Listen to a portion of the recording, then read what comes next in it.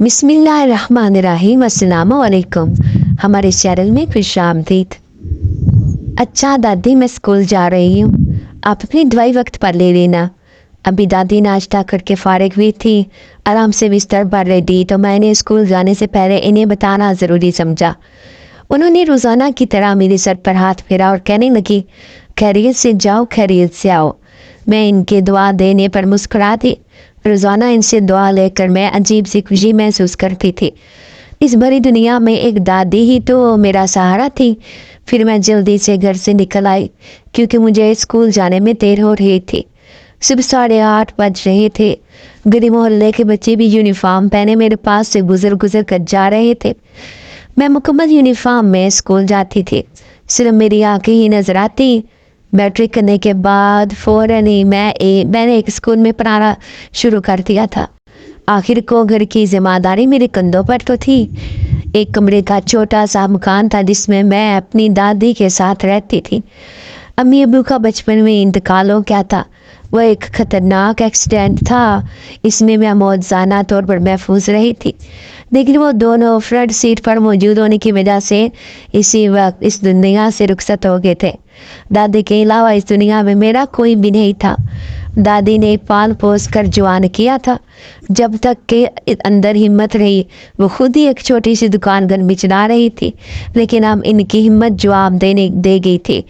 जवान बेटे बहू को खाक होने का सदमा इन्हें वक्त से पहले बुरा कर गया था। मैंने मैट्रिक तक तालीम हासिल की, इसके बाद फौरन स्कूल में पढ़ाना शुरू कर दिया, लेकिन साथ साथ मैं अपनी तालीम आगे भी जारी रखे हुए थी। अब मैंने इंटर तक तालीम हासिल कर ली थी। मुझे इसके स्कूल में पढ़ाते हुए 2 साल हो गए थे। इस बार बच्चों का ट्रिप घूमने फिरने जा रहा था। गो के मैं ऐसी जगहों पर कभी भी नहीं जाती थी, क्योंकि मेरी इतनी गुंजाइश नहीं थी कि मैं घूमने फिरने का खर्चा उठा सकूं। लेकिन इस बार स्कूल के प्रिंसिपल ने ऐलान किया कि सब टीचर्स का स्टाफ स्कूल के खर्चों पर स्कूल के बच्चों के साथ ट्रिप पर जाएगा।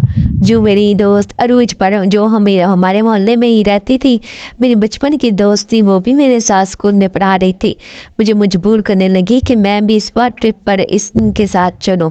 फिर जब मैंने ये बात दादी से कही तो उन्होंने भी मुझ पर जोर दिया कि तुम कहीं घर से बाहर निकलती ही नहीं, अच्छा है थोड़ा दिल बहल जाएगा। मैं बोला, दादी को छोड़कर कैसे ट्रिप पर जा सकती थी, लेकिन प्रिंसिपल ने कहा था कि सुबह सवेरे यहाँ से निकलेंगे और शाम होने से पहले पहले सब बच्चों को बाहिफाजत घर वापस ले आएंगे।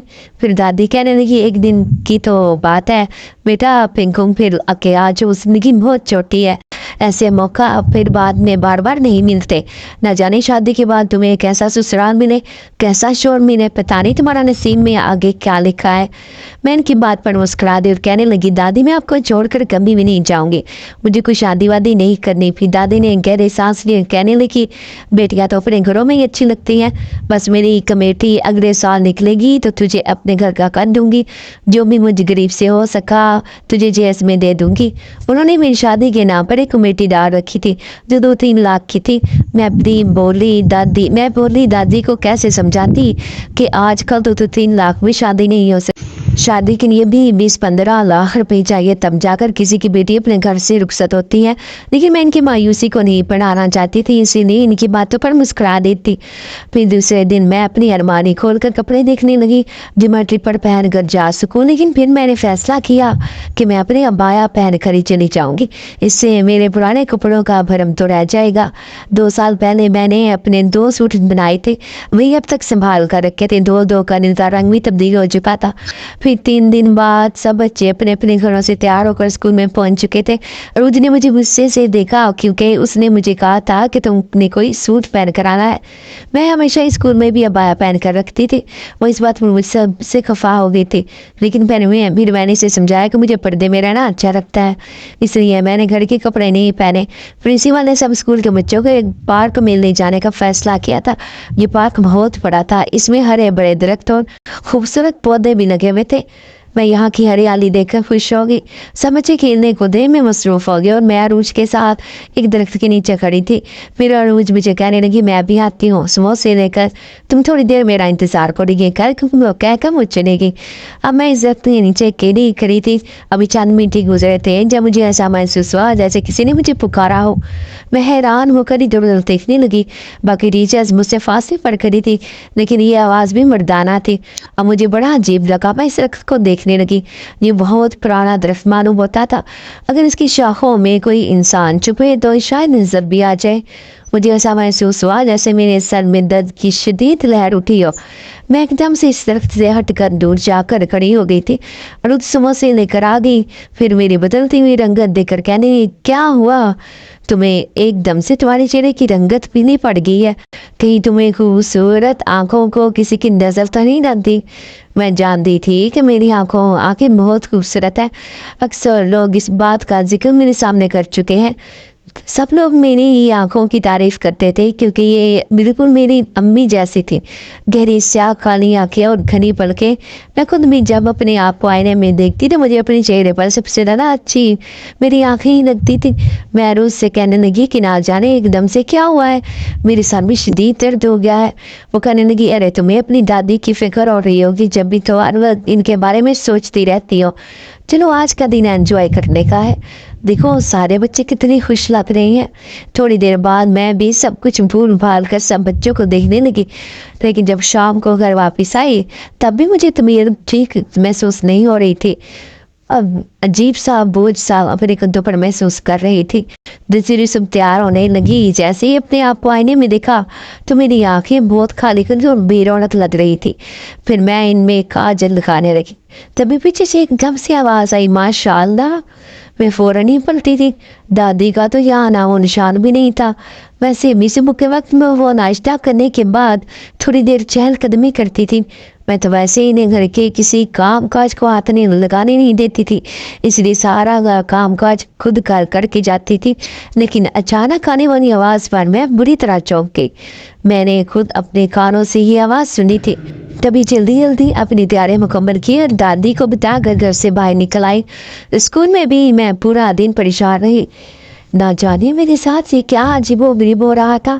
کبھی ایسے لگتا ہے جیسے کوئی میرا نام لے کر پکار رہا ہے تو کبھی کانوں میں سرگوشی سے سنائی دیتی ہے۔ میرے چہرے پر ہوائی اڑتے دیکھ کر عروج نے بھی 2-3 دفعہ مجھ سے پوچھا کہ آج کل تمہیں کیا ہو رہا ہے، تم اچانک ہی بیٹھے بیٹھے چونک جاتی ہو۔ اب میں اسے کیا بتاتی کہ میرے ساتھ کیا ہو رہا ہے؟ اگر میں اسے سچائی بتا بھی دیتی تو وہ مجھے نفسیاتی مریض سمجھتی کہ شاید اس کا دماغ اپنی جگہ پہ نہیں ہے، تبھی تو یہ ایسی ان پٹاک باتیں کر رہی ہے۔ اس لیے میں نے اسے ٹال دیا۔ حالانکہ وہ میری بچپن کی دوست تھی، میرے ہر راز سے واقف تھی اور میں بھی اس کے گھر کے حالات اچھی طرح جانتی تھی۔ وہ بھی میری طرح ایک غریب گھر سے تعلق رکھتی تھی۔ اس کا باپ سبزیوں کا ٹھیلا لگاتا تھا۔ اس کی بہت قسمت یہ تھی کہ ان کے سر پر کوئی بڑا بھائی نہیں تھا۔ وہ 5 بہنیں تھیں جبکہ عروج کا نمبر ان میں سے تیسرا تھا۔ اس سے 2 بڑی جوان بہنیں کنواری ابھی تک گھر میں ہی بیٹھی تھی۔ وہ اکثر اپنے گھر کے حالات پر پریشان رہتی تھی۔ اب میں اس صورتحال سے پیچھے چھڑانے کی کوشش کر رہی تھی، لیکن پھر کچھ نہ کچھ ایسا ہو جاتا جس سے میں خوفزدہ ہو رہی تھی۔ دادی کو بھی کچھ نہ بتایا۔ میں دادی کو یہ سب بتا دیتی تھی، وہ خواہ پریشان ہو جاتی اور کہتی کہ شاید مجھے کسی چیز کے اثرات ہو گئے ہیں۔ میں اکثر ہی اب رات کو سوتی تو ایسا محسوس ہوتا جیسے کوئی مجھے دیکھ رہا ہے۔ اسی احساس کے تحت میری آنکھ کھل جاتی تھی۔ اس احساس نے مجھے کبھی پریشان نہ کیا، نہ ہی خوفزدہ کیا تھا۔ ہاں، لیکن کسی کے موجودگی کا یہ احساس بہت خوفزدہ تھا۔ اگلے دن میں اسکول میں خاموش بیٹھی تھی جب عروج بھی آ کر میرے سامنے بیٹھ کے۔ وہ ہمیشہ ہی ہنستی مسکراتی رہتی تھی، لیکن آج اس کی سنجیدگی دیکھنے والی تھی۔ امی جانتی تھی کہ وہ اپنی کزن کو پسند کرتی ہے اور اسی سے شادی کرنا چاہتی ہے۔ اچھا، میں نے اس سے اس کی اداسی کا سبب پوچھا تو وہ کہنے لگی گھر کے حالات بہت خراب ہوتے جا رہے ہیں، بڑی باجی کی بھی منگنی ٹوٹ گئی، ایسے لگتا ہے کہ ہمارے گھر کے حالات کبھی ٹھیک نہیں ہوں گے۔ وہ اکثر ہی مایوسی کی باتیں کرتی رہتی تھی۔ میں اسے کہنے لگی دیکھو پریشان نہیں ہوتے، اللہ سے نا امید ہونا آپ کو پھر ہے، اس لیے اپنے دل چھوٹا نہ کرو، تمہارے گھر کے حالات بھی کبھی نہ کبھی بھی بدل ہی جائیں گے۔ پھر وہ مجھ سے کہنے لگی کہ اب میں نے اپنے گھر کے حالات کو بدلنے کا فیصلہ کیا ہے، لیکن اس کے لیے میں ایک بہت بڑا کام کرنے والی ہوں۔ میں اس کی بات پر حیران رہ گئی۔ کیسا کام؟ حیرت سے پوچھنے لگی۔ اس کے لہجے میں ایک سنجیدگی اور اوپر آئی۔ پھر کھلا میں دیکھتے ہوئے کہنے لگی، اتنے دنوں سے مجھے معلوم ہی نہیں تھا کہ ہمارے علاقے میں ایک عامل آ کر رہنے والا ہے۔ ہمارے محلے کی عورتیں کہہ رہی تھی کہ اس عامل کے پاس عورتوں کا بہت آنا جانا ہے، وہ بڑے بڑے مسئلے چٹکیوں میں حل کر دیتا ہے۔ میں اپنے گھر کی غریبی اور رشتوں کا مسئلہ اس کے پاس لے کر جاؤں گی۔ میں اس کی بات سن کر حیران رہ گئی۔ پھر کہنے لگی، یہ تم کیسی باتیں کر رہی ہو عروج؟ بلا آج کل کون ایسی باتوں کو مانتا ہے؟ تم ہرگز اس عامل کے پاس نہیں جاؤ گی۔ تب اس نے میرا ہاتھ تھاما اور کہنے لگی، ابھی بھی اس بھی بات سے منع کر رہی ہے، لیکن تم میرا ساتھ دو۔ دیکھو، تم میری سب سے اچھی دوست ہو، میں تمہیں اپنے دل کی ہر بات بتاتی ہوں۔ اگر آج تم میرا کام کرو گی تو کل کو میں بھی تمہارا ہر کام کرنے کے لیے تمہارے برابر میں کھڑی ہو جاؤں گی۔ میں اپنے دل کی بات کسی کو بھی نہیں بتاتی ہوں سوائے تمہارے۔ اب تمہیں ہی میرا ساتھ دینا ہوگا۔ اب مجھے وہ دوستی کے واسطے دینے لگی۔ میں اس کی بات سن کر مجبور ہو کہ کہنے لگی، اچھا ٹھیک ہے، میں تمہارے ساتھ چلنے کے لیے تیار ہوں، لیکن تم کسی وقت اس عامل کے پاس جاؤ گی۔ وہ میری بات سن کر خوش ہو گئی۔ پھر کہنے لگی، میں کل عصر کے بعد تمہارے گھر آ جاؤں گی، پھر ہم دونوں مل کر اس عامل کے پاس چلیں گے۔ دیکھو، کسی کو بھی اس بارے میں پتہ نہیں چلنا چاہیے، نہ ہی تمہاری دادی کو اور نہ ہی میرے گھر والوں کو۔ یہ بات بہت عجیب تھی، لیکن پھر میں اس کی دوستی کی خاطر مجبور ہو گئی۔ دوسرے دن میں کچھ گھبرا رہی تھی۔ دادی سے میں نے آج تک کوئی بات نہیں چھپائی تھی، لیکن عروج سے بھی وعدہ کر چکی تھی، اسے دھوکہ نہیں دے سکتی تھی کہ میں نے دادی کو اس کے بارے میں بتا دیا ہے۔ اس نے مجھے سختی سے تنبیہ کی تھی۔ پھر دوسرے دن وہ اپنے وعدے کے مطابق عصر کے بعد میرے گھر پہنچ گئی تھی۔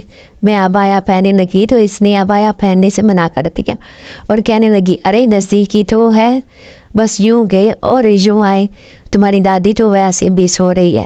اب جلد بازی میں اس نے میرا ہاتھ تھاما اور میں نے اپنی خالی چادر اوڑھی۔ پھر ہم دونوں نکل کر اس گلی سے ہوتے ہوئے عامر کے آستانے کی طرف جانے لگے۔ میں آج پہلی بار اس کے آستانے پر جا رہی تھی۔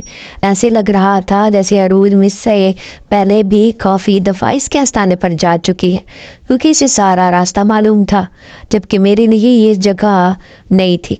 بھلے ہی اس علاقے میں پلی بڑی تھی، لیکن پھر بھی جہاں کے سارے راستوں سے واقف نہیں تھی۔ اب وہ مجھے بالکل ہی آخری کونے میں لے کر آ گئی تھی۔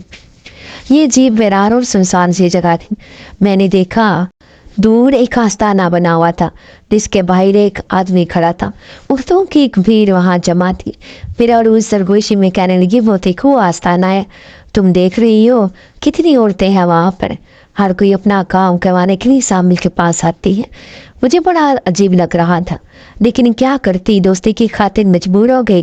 اگر عروج مجھ سے ناراض ہو جاتی تو میری جان پر بن جاتی، اس لیے میں ابھی ان عورتوں کی بھیڑ میں جا کر کھڑی ہو گئی۔ کافی دیر بعد عروج کا نمبر آیا تو میں پھر اس کے ساتھ اندر چلی گئی۔ لال آنکھوں والا وہ عامل خطرناک حد تک ڈراؤنا تھا۔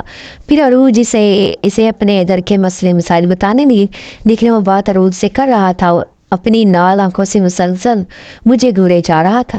میں سر جھکا کر بیٹھی رہی۔ سچ بات تو یہ تھی کہ مجھے یہاں آ کر بالکل بھی اچھا نہیں لگا تھا۔ میں جلد سے جلد اٹھ کر یہاں سے بھاگ جانا چاہتی تھی۔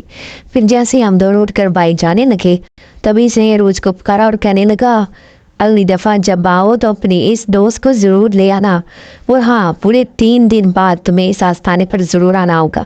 عروج بڑے بھی فرما برداری سے اس عامل سے کہنے لگی، جی بابا، کیوں نہیں، ہم ضرور جہاں دوبارہ آئیں گے۔ یہ کہہ کر وہ باہر چلی آئی تھی۔ میں نے دیکھا اس کے چہرے پر ایک خوشی تھی، جیسے اسے نہ جانے کیا مل گیا ہو، لیکن مجھے وہاں جا کر عجیب سی راحت محسوس ہو رہی تھی۔ پھر وہ خوشی خوشی راستے میں مجھے بتانے لگی کہ بابا نے کہا ہے کہ جلدی وہ سارے معاملات حل کر دے گا، میری بہنوں کے رشتے بھی ہو جائیں گے اور گھر میں کہیں نہ کہیں سے پیسوں کا بندوبست بھی ہو جائے گا۔ اب میں چاہتی ہوں کہ بس جلدی سے ہم سے میری منگنی ہو جائے، ایسا نہ ہو کہ اس کی ماں اس کا رشتہ کہیں اور طے کر دے۔ وہ مستقبل کے منصوبے بنا رہی تھی، لیکن میں نے دل میں سوچ لیا تھا کہ میں آئندہ اس عامل کے آستانے پر نہیں آؤں گی۔ اس کی لال لال آنکھوں سے مجھے عجیب سی الجھن محسوس ہو رہی تھی۔ پھر اس رات میں سوئی تو اچانک ایسا محسوس ہوا جیسے کوئی میرے بالوں میں انگلیاں پھیر رہا ہو۔ جیسے ہی چونک کر اٹھی تو خوف سے تھر تھر کانپ رہی تھی، کیونکہ میرے لمبے بالوں کی چوٹی جو میں خود اپنے ہاتھوں سے بنا کر روزانہ سوتی تھی، میرے سارے بال کھلے ہوئے تھے اور چہرے پر بکھرے بالوں کو میں نے اپنے ہاتھوں سے پیچھے ہٹایا تھا۔ یہ سب کس نے کیا ہے؟ کیا واقعی سچ مچ میرے قریب کوئی موجود تھا؟ یہ سوچ کر میرے رونگٹے کھڑے ہو گئے تھے۔ میں پوری رات نہ سو سکی تھی، بڑی مشکل سے صبح اٹھ کر اسکول پہنچی۔ بار بار مجھے خیال آتا کہ جس طرح عروج اس عامل کے پاس اس مسئلے کے حل کے لیے گئی ہے، اسی طرح مجھے بھی اس عامل کے سامنے ان باتوں کا ذکر کروں جو کافی دنوں سے میرے ساتھ پیش آ رہی ہیں، لیکن پھر بھی یہ سوچ کر پیچھے ہٹ جاتی کہ یہ سب ایک وہم کے سوا کچھ بھی نہیں ہے۔ ہو سکتا ہے کہ رات کو میں نے چوٹی بالکل نہیں باندھی ہو، اسی وجہ سے وہ سوتے میں کھل گئی ہو۔ نہیں، میں اس بات کا ذکر کسی سے نہیں کروں گی، سب لوگ مجھے پاگل سمجھنے لگیں گے۔ پھر 3 دن گزر گئے تھے۔ عروج آج پھر مجھے وہیں جانے پر اصرار کر رہی۔ میں اسے اکتا کر کہنے لگی، دیکھو تم اکیلی چلی جاؤ۔ وہاں جا کر مجھے بالکل بھی اچھا محسوس نہیں ہو رہا تھا، اوپر سے وہ عامر کی خوفناک آنکھیں جو مجھے دیکھی جا رہی تھی۔ عروج شرارت سے کہنے لگی، ارے اس نے تو پہلے سے ہی 2 شادیاں کر رکھی ہیں، لگتا ہے وہ تمہاری آنکھوں کا دیوانہ ہو گیا ہے۔ اس کی یہ عجیب و غریب بات سن کر مجھے نہایت غصہ آیا تھا۔ میں غصے سے کہنے لگی، تم نے ایسا سوچا بھی کیسے؟ اس کی شکل دیکھی ہے، کس قدر خوفناک ہے وہ شیطان صفت آدمی۔ تمہیں یہ کام کا لگتا ہے، مجھے نہیں۔ میں ہرگز تمہارے ساتھ نہیں جاؤں گی۔ لیکن پھر وہ میری منت سماجت کرنے لگی، دیکھو میرا، اگر تم میرے ساتھ نہیں گئی تو میں اکیلی وہاں کیسے جاؤں گی؟ تم جانتی ہو کہ وہ آستانہ کتنی دور ہے۔ اگر ابو نے مجھے اکیلا جاتے ہوئے دیکھ لیا تو میرا بہت برا شر کریں گے۔ ایک بار پھر سے وہ لگاوٹ سے مجھے راضی کر چکی تھی، لیکن میں نے سوچ لیا تھا کہ اس بار میں عروج کے ساتھ اندر نہیں جاؤں گی، بلکہ باہر موجود عورتوں کے ساتھ ہی کھڑی رہوں گی۔ یہ بات میں نے عروج سے کہی تو وہ اس بات پر راضی ہوگی۔ پھر عروج اندر چلی گئی اور میں عورتوں کی بھیڑ میں ہی کھڑی رہی۔ جب اس عامل کا مرین میرے پاس آیا اور سرگوشی میں کہنے لگا، چلو بی بی اندر چلو، تمہاری سہیلی تمہیں بلا رہی ہے۔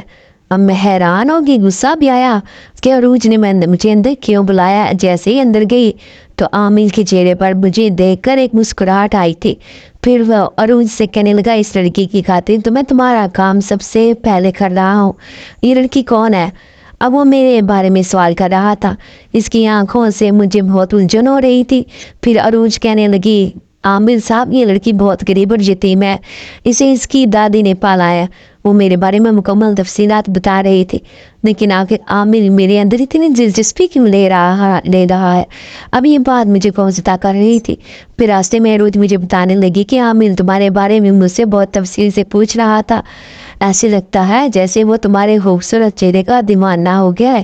اس کی یہ بات مجھے بہت ناگوار گزری تھی۔ پھر میں غصے سے اسے کہنے لگی، تمہاری یہ باتیں مجھے بہت بری لگتی ہیں۔ اگر تم نے ایسی ہی بکواس باتیں مجھ سے کی تو میں تم سے اپنی دوستی ختم کر دوں گی۔ تو پھر وہ بڑے عجیب انداز میں کہنے لگی، ارے میں تو تمہارا بھلا کروا رہی تھی۔ دیکھو یہ عامل بہت پیسے والا آدمی ہے، پہلے بھی اس نے 2 شادیاں کر رکھی ہیں، وہ دونوں عورتیں راج کر رہی ہیں۔ اگر تم اس بات پر غور کرو تو تم بھی راج کر سکتی ہو۔ دولت ہی اس دنیا میں سب کچھ ہے۔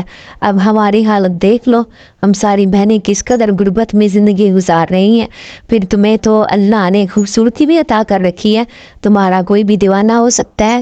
میں جھٹ سے کہنے لگی، تم اپنے لیے تو اپنے اس خوبصورت کزن کا سوچ رکھا ہے اور میرے لیے یہ برا عامل ہی رہ گیا ہے۔ ہرگز نہیں، میں کبھی مر کر بھی اس کے بارے میں ایسا نہیں سوچ سکتی۔ اب آئندہ میں تم سے کوئی بات نہیں کروں گی اور نہ ہی تمہارے ساتھ اس عامل کے آستانے پر جاؤں گی۔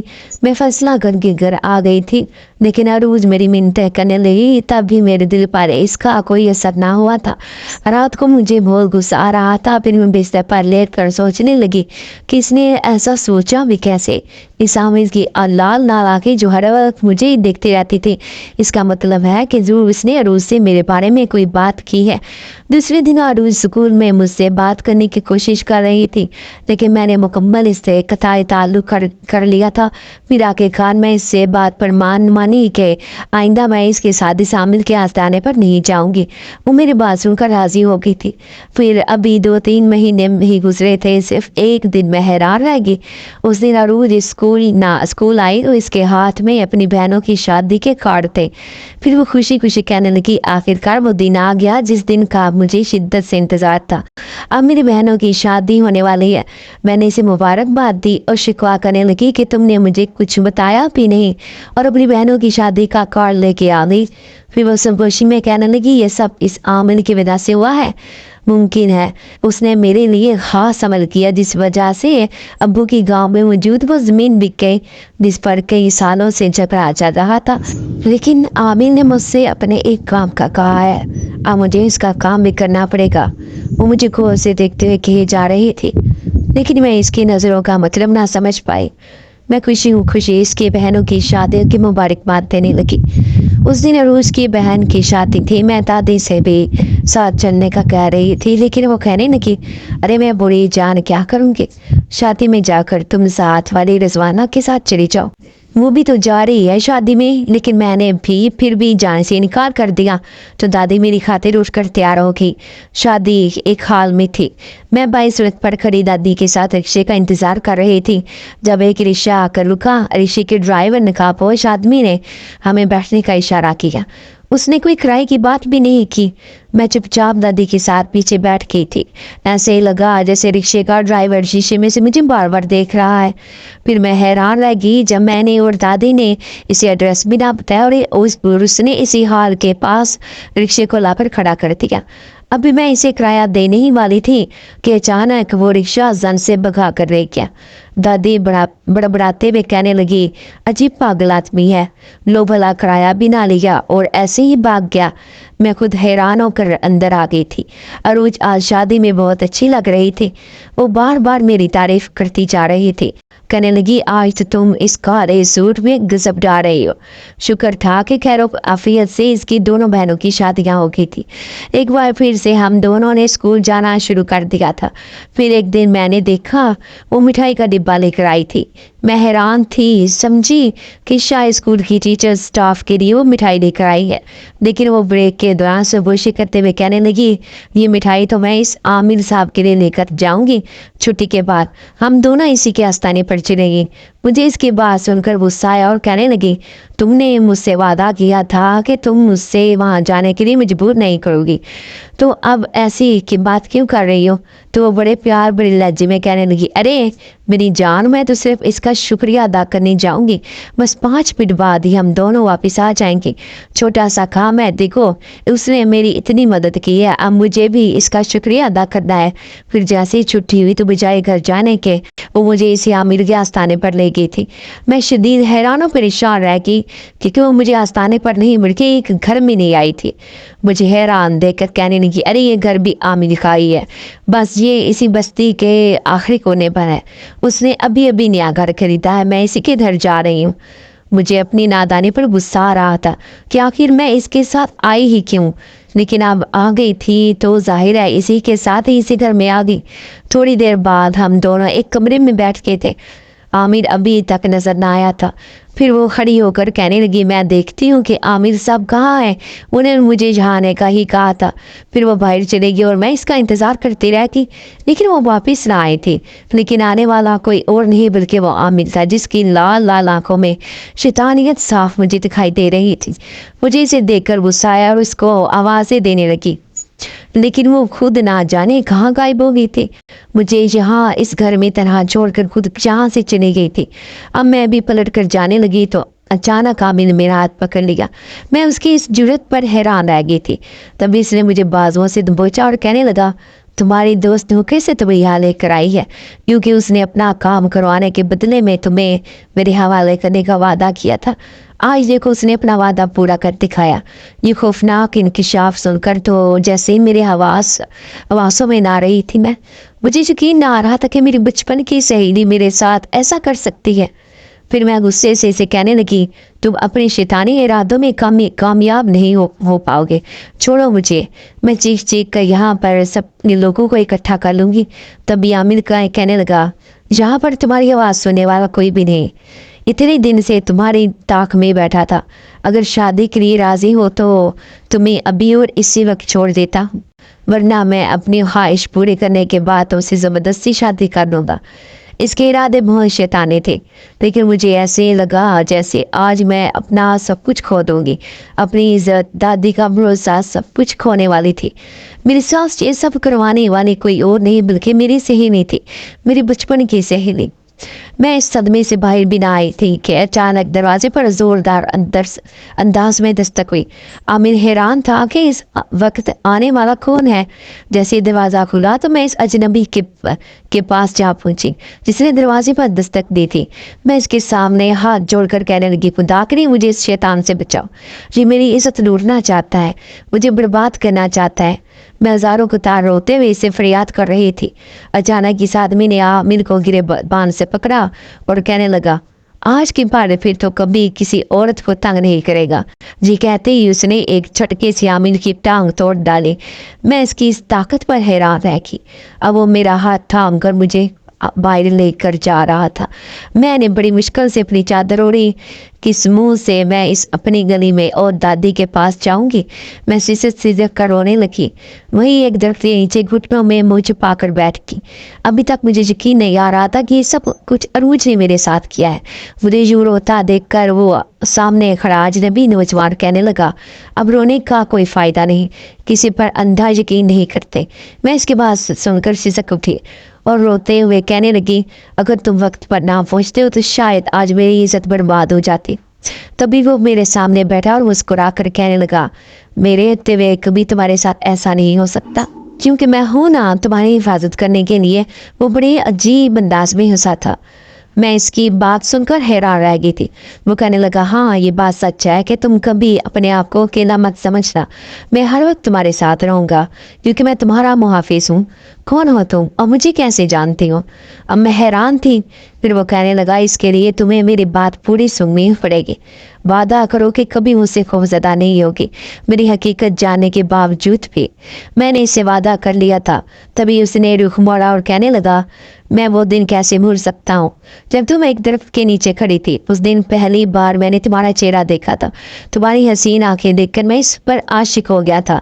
आज से नहीं, तब से ही मैं हूँ तुम्हारे पीछे दीवाना, तुम्हारी जिंदगी में शामिल हो गया था। मैं हैरत से कहने लगी, ये तुम कब की बात बता रहे हो?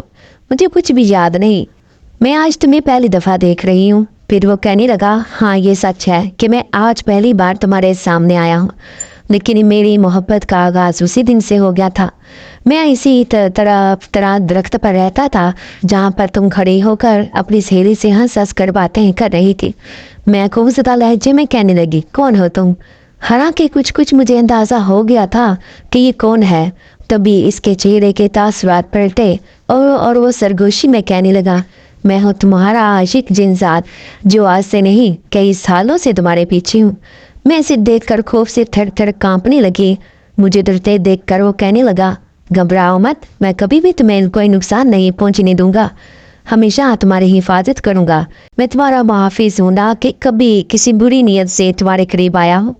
जब भी तुम इस शैतान आमिर के पास आती जाती थी तो मैं तुम्हें इससे रोकना चाहता था। कई बार तुम्हारे कान में सरगोशी की, लेकिन तुम इस बात को महसूस ना कर सकी। लेकिन अभी मैंने जान लिया था कि ये आमिर तुम्हारे साथ क्या करने वाला है, और वो तुम्हारी दोस्त किसी इरादे से तुम्हें यहाँ लेकर आई थी। अब तुम्हें फिक्र करने की ज़रूरत नहीं, मैं हमेशा तुम्हारे आसपास मौजूद रहूँगा। आखिर को मैं एक जिनसात हूँ, किसी की नज़रों में आए बिना ही मैं तुम्हारी हिफाजत करूँगा। इसकी आंखों में मेरी लिए मोहब्बत थी, ना जाने इसमें ऐसा क्या जादू खा था कि मैं भी इसकी आंखों में खो सी गई। किसी की मौजूदगी का एहसास अब मुझे बहुत हिफाजत दे रहा था। मैं लूटी पुटी हालत में बड़ी मुश्किल से घर पहुंची थी, लेकिन जिनजात की वजह से किसी को भी इस हादसे के बारे में पता ना चला। लेकिन दूसरे दिन पूरी बस्ती में ये बात फैल गई थी कि आमिर एक हादसे में अपनी टांग गवा बैठा है, वो माजूर हो गया है। मैं जानती थी कि उसने अपने किए की सजा पाई है। वो मुझ जैसी यतीम लड़की की इज्जत लूटना चाहता था, ज़बरदस्ती मुझसे शादी करना चाहता था। इसका अंजाम यही होना था। मैं जिनजात का शुक्रिया अदा करना चाहती थी जिसने मेरी मदद की थी। अब मैं इसका इंतज़ार करने लगी, लेकिन वो मेरे सामने ना आया था। मैंने अपने आप को आईने में देखा। आने में मेरी खूबसूरत आंखें काजल से खाली थी। मुझे सिवाय काजल के किसी और चीज़ के लगाने का शौक भी नहीं था। मैं अभी काजल लगा ही रही थी जब मुझे अपने पीछे सरगोशी सुनाई दी। माशाल्लाह किस कदर खूबसूरत आंखें हैं तुम्हारी। एकदम से मैं पलटी, अपने सामने मौजूद जिन्सात को देखकर हैरान रह गई।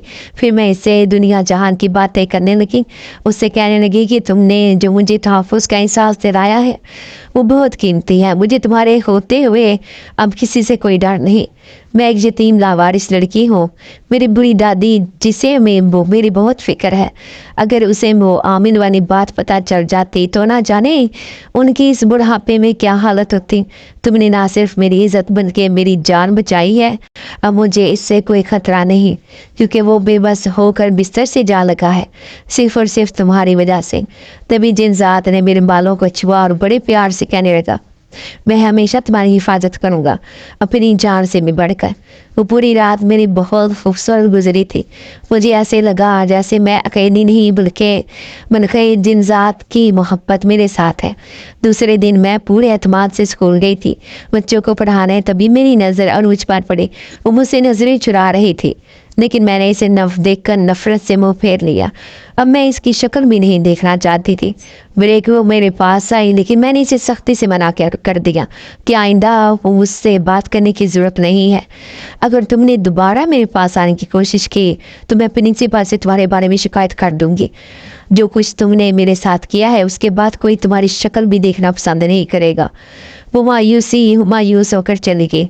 तभी उस रात जिन्सात मेरे पास आया और कहने लगा, अगर तुम कहो तो मैं इस लड़की से तुम्हारा बदला लेने के लिए तैयार हूँ।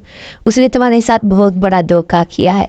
लेकिन मैंने इसे मना किया और कहने लगी कि जो कुछ उसने मेरे साथ बुरा किया है हमेशा खुदा इसके किए की सदाई से ज़रूर देता है, और मुझे अपने इस खुदा पर पूरा भरोसा है। फिर जिन्सात कहने लगा, मैं भी अपने कबीले के साथ पहले एक जंगल में रहता था, लेकिन फिर हमारे पूरे कबीले में एक बहुत बड़ा सानिया हो गया। वहाँ पर एक तूफ़ान आया था, ऐसा तूफ़ान जिसने हर चीज़ को अपने साथ सफाई हिस्से से मिटा दिया।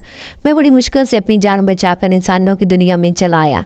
पहले मैं एक वीरान से घर में रहता था, लेकिन फिर इंसानों को मेरे बारे में पता चल गया था और मुझे वहाँ पर तंग करते थे और भगाने लगे। यूँ नजारों नाचार मैं इस जगह को छोड़कर एक दरख्त पर आकर रहने लगा। वो दरख्त ही मेरा ठिकाना था। लेकिन तुम्हारी खातिर एक बार फिर से मैं यहाँ आकर इस इलाके में खाली घर में आबाद हो गया हूँ। जब भी तो हर बार तुम्हारे सामने तुमसे मिलने तुम्हें देखने के लिए यहाँ आ जाता हूँ। वो अक्सर ही मुझसे अपने दिल की बात करता रहता था और मैं इसे अपने बचपन की बात बताती। इस तरह मेरे माँ बाप मुझे जिंदा थे तो मैं कैसे अपनी ज़िंदगी जी रही थी। मेरे पास खुशियाँ थी, रौनकी थी, लेकिन माँ बाप की जाते ही वो सब कुछ ख़त्म हो गया। फिर एक दिन दादी मुझे देख कर कहने लगी, आजकल तुम्हारे चेहरे पर बहुत खुशी रहने लगी है, ऐसा क्या राज है, मुझे भी बताओ। लेकिन मैं घबरा गई। क्या अब मेरे चेहरे पर ये तहरीर छप गई है कि एक जिन्सादा बिराशिक है जो मेरी हिफाजत करता है। उसने जिस तरह से आमिर से मेरी जान बचाई थी उसके बाद से मेरे दिल में उसके लिए मोहब्बत पैदा हो गई है। फिर एक रात वो मेरे पास आया और कहने लगा, मैं तुम्हें एक जगह लेकर जाना चाहता हूँ। वो जगह ऐसी है जो तुमने ख्वाब में भी नहीं देखी होगी। आओ मेरे साथ चलो। मुझे इसके ऊपर मुकम्मल भरोसा था कि वो मुझे कोई नुकसान नहीं पहुंचाएगा। जो मैं इसके साथ इस घर से बाहर आ गई थी वो दिन था जब मैं इस जिन्सात के साथ घर से बाहर निकली थी। लेकिन वो जहाँ मुझे ले गया था उस जगह को देखकर मेरा मेहरबान हो गई। मैं हैरान हो गई। ये एक खूबसूरत जजीरा था। इस जजीरे की एक तरफ खूबसूरत जंगल था, दूसरी तरफ पानी, और मैं इस हसीन नज़ारे को देखकर अशश कर उठी। फिर जिन्सादा सरगोशी में कहने लगा, तुम्हें ये नज़ारा कैसा लगा? मैं खुश होकर कहने लगी, ये नज़ारा मेरी सोच से भी ज़्यादा हसीन है। फिर वो कहने लगा, यही हमारी दुनिया है, यहाँ सिर्फ तुम्हें मैं दिखाई दे रहा हूँ क्योंकि मैंने खुद को तुम्हारे सामने जाहिर किया है, लेकिन हकीकत बात तो ये है कि यहाँ मेरे अलावा बहुत सी जिन्नात आबाद है। क्या तुम इन्हें देखना चाहती हो? मैं खुश होकर कहने लगी, क्यों नहीं, मैं इन्हें देखना चाहती हूँ, और जिन्जादियाँ भी जो यकीनन तुम्हारे जैसी दिखती होंगी। फिर अचानक ही उसने एक आवाज़ लगाई तो वहाँ मौजूद सारे जिन्नात मुझे दिखाई देने लगे। मैं हैरान रह गई। मुझ सैकड़ों की तादाद में वहाँ आबाद थे। इनमें बच्चे भी थे और जवान जिन्जादियाँ भी। اور عورتیں بھی جو مجھے بہت خوش ہو کر دیکھ رہی تھی، ان کی نظروں میں میرے لیے محبت تھی۔ پھر جنزادہ نے مجھے اپنے قبیلے کا کھانا بھی کھلایا، وہ بہت لذیذ اور ذائقے دار تھا، ایسے لگ رہا تھا جیسے میں کسی اور دنیا میں جی رہی ہوں۔ پھر وہ مجھے ایک باغ میں لے کر گیا۔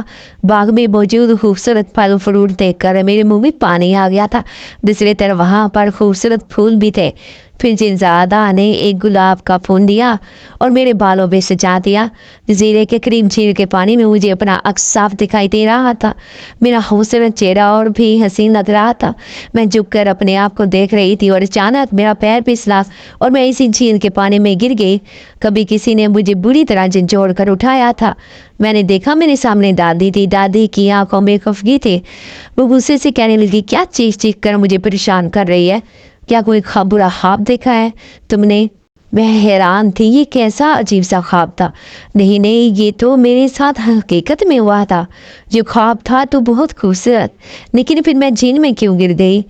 مجھے اس بات کی سمجھ نہیں آئی۔ پورا دن میرے ذہن میں ایک بوجھ سا سوار تھا۔ اس دن میں نے اسکول سے بھی چھٹی کر لی تھی۔ میں دادی کے ساتھ مل کر سبزی بنا رہی تھی جب دادی کہنے لگی، بیٹا تو اس سے ایک بات کرنی ہے۔ دراصل کل امام صاحب کی بیوی آئی تھی، وہ مجھے اپنے بیٹے کے لیے رشتہ مانگنا چاہتی ہے۔ میں دادی کی بات سن کر حیران رہ گئی۔ ایسا تو میں نے کبھی بھی سوچا نہ تھا کہ میں دادی کو چھوڑ کر کسی دوسرے کا رخصت ہو کر چلی جاؤں گی۔ میں نے انہیں صاف بنا کر دیا اور کہنے لگی کہ میں ہرگز شادی نہیں کرنا چاہتی، کیونکہ میں ساری زندگی آپ کے ساتھ رہوں گی۔ دادی میری بات سن کر ہنسی اور کہنے لگی، پاگل لڑکی، میری زندگی بنا کتنی ہوگی؟ میں 2-4 سال اور جی لوں گی، اس کے بعد تو اپنی زندگی اکیلے ہی گزارنی ہے، اس لیے میں مرنے سے پہلے میری شادی کرنا چاہتی ہوں۔ میں جانتی تھی کہ میرے علاقے کا امام مسجد کس قدر معزز شخص ہے اور اس کا بیٹا بھی حافظ قرآن ہے۔ وہ اسی علاقے کے مدرسے کا نگران تھا۔ میری خوش نصیبی تھی کہ اس لڑکے کا رشتہ میرے لیے آیا تھا، لیکن میں ہاں کرنے سے پہلے ایک بار اس دن ذات کی عرضہ بندی لینا چاہتی تھی۔ پھر اس رات میں اس کا انتظار کر رہی تھی جب مجھے سیڑھیوں پر بیٹھا ہوا ایک کھلا ہیولا نظر آیا۔ میں نے دور سے ہی دیکھ لیا تھا کہ مجھے انسان، لیکن آج اس کے چہرے پر اتنی اداسی کیوں ہے؟ میں جیسے اسے قریب جانے لگی، اچانک وہ اٹھ کر اوپر چھت پر چلا گیا۔ اب میں اس کے پیچھے پیچھے چلی آئی تھی، تبھی اس نے رخ موڑا۔ میں نے دیکھا وہ آنسوؤں سے رو رہا تھا۔ میں اسے یوں روتے ہوئے دیکھ کر گھبرا گئی۔ پھر وہ کہنے لگا، اب تم شادی کر لو گی؟ کیونکہ میں ساری زندگی تو تمہارے ساتھ نہیں رہ سکتا۔ جب تمہاری شادی ہو جائے گی تو تمہیں تحفظ بھی مل جائے گا اور محبت بھی۔ میں اس کے منہ سے یہ بات سن کر حیران رہ گئی۔ پھر کہنے لگی کہ تم میری شادی سے خوش نہیں ہو تو میں ہرگز شادی نہیں کروں گی، میں ساری زندگی تمہارے ساتھ رہ کر گزار لوں گی۔ تبھی وہ میری بات سن کر مسکرایا اور کہنے لگا، جب تم اکیلے اس گھر میں رہو گی تو لوگ تمہارا جینا دشوار کر دیں گے، اور ہماری دنیا تو تم دیکھ ہی چکی ہو، وہاں پر تم 1-2 دن سے زیادہ نہیں رک سکو گی، اس لیے تمہارا اپنی زندگی میں بڑھنا بہت ضروری ہے۔ میری دعا ہے کہ تم ہمیشہ خوش رہو۔ تم اسی لڑکے سے شادی کر لو، وہ بالکل تمہارے جیسا ہے۔ وہ مسکرا کر مجھے دیکھتا میرے سامنے سے غائب ہو گیا تھا۔ میں حیران پریشان پڑی ہوگی، لیکن اگلے ہی دن دادی نے رشتے کی یہاں کر دی تھی۔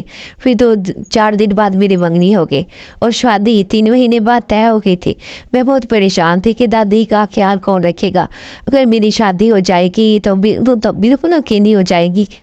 پھر میں کافی دن تک جنزادے کا انتظار کرتی رہی، لیکن وہ میرے سامنے نہ آیا۔ شادی میں ایک ہفتہ باقی رہ گیا تھا جب ارون مجھ سے ملنے آئی۔ ابھی تک اس کی شادی نہ ہوئی تھی۔ اس کے مقدر نے بھی منگنی توڑ کر کسی دوسری لڑکی سے شادی کرنی تھی۔ شاید ایسی خود غرض اور لالچی سی لڑکی کا ایسا ہی انجام ہونا تھا۔ میں نے نفرت سے اسے دیکھ کر منہ پھیر لیا تھا۔ اسے میرے سامنے ہاتھ جوڑ کر معافی مانگی، لیکن میں نے اسے معاف نہ کیا۔ ایسی دوست سے تو ہر لڑکی کو بچنا چاہیے، جس طرح میں نے غلطی کی تھی۔ میں نہیں چاہتی تھی کہ کوئی اور لڑکی میں بھی ایسی غلطیاں کرے۔ وہ مایوس ہو کر اس گھر سے چلی گئی۔ پھر شادی کا دن بھی عام پہنچا۔ میں لال جوڑا پہن کر کمرے میں بیٹھی تھی، اپنے آپ کو آئینے میں دیکھنے لگی، تبھی میرے کانوں میں ایک سرگوشی سنائی دی، ماشاء اللہ۔ میں نے ادھر ادھر دیکھا، یہ جنزاد کی آواز تھی۔ تو کیا وہ میرے آس پاس ہی موجود ہے؟ لیکن اس نے اپنے آپ کو میرے سامنے ظاہر کیوں نہیں کیا؟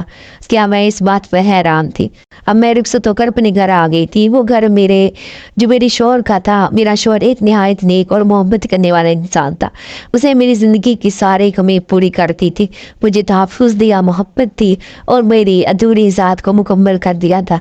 दादी अब भी तनहा ज़िंदगी गुजार रही थी। वह हर वक्त इनके लिए परेशान रहती। एक दिन दादी मुझसे मिलने आई तो पूरा घर साफ सुथरा देखकर हैरान रह गई। फिर दादी से इस बात का पूछा तो वो कहने लगी, अरे मैं नहीं जानती, बस रात को कोई पूरा चुपके से आता है और पूरे घर की सफाई करके चला जाता है। बस मुझे संकोची में कहता है कि अपने आप को अकेला ना समझना, मैं आपकी भी हिफाजत करूँगा और आपका हर काम भी आपके हुक्म पर करूँगा। मुझे हुक्म दीजिए कि ये कहकर वो यहाँ से चला जाता है। मैं नहीं जानती कि कौन भला इंसान है। मेरा दिल थक से रह गया। वो भला इंसान नहीं बल्कि वही जिनज़ादा है जो मेरे जाने के बाद दादी का मुकम्मल ख्याल रखता है। इन्हें मेरी गैर मौजूदगी का एहसास नहीं होने देता। बिलाशुबा वो निहायत मेहरबान और नेक है। बेख्तियार इसकी याद में मेरी आंखों में आंसू आ गए थे। शादी के बाद से वो अभी तक मेरे सामने नहीं आया था। शायद यही सोचता होगा कि कहीं फिर से वो मेरे सामने आ गया तो मैं इसके इश्क में गिरफ्तार ना हो जाऊं, क्योंकि अब मैं एक शादीशुदा लड़की थी। लेकिन आज भी मैं इसके लिए दिल से दुआ करती हूँ। मेरे रुखसत होने के बाद से वो मेरी दादी को देखने अक्सर रातों को इस घर में आता है। मैं कभी कभी आती हूँ तो इसकी खुशबू पूरी शिद्दत से महसूस करती हूँ। प्यारे नाजरीन, वीडियो तो आपने पूरी देख लिया, इसलिए जल्दी से चैनल को जाने से पहले सब्सक्राइब कर दें और आपने वीडियो को लाइक भी करना नहीं भूलना, ताकि मेरी हर आने वाली वीडियो आप तक लाजमी से पहुँच सके।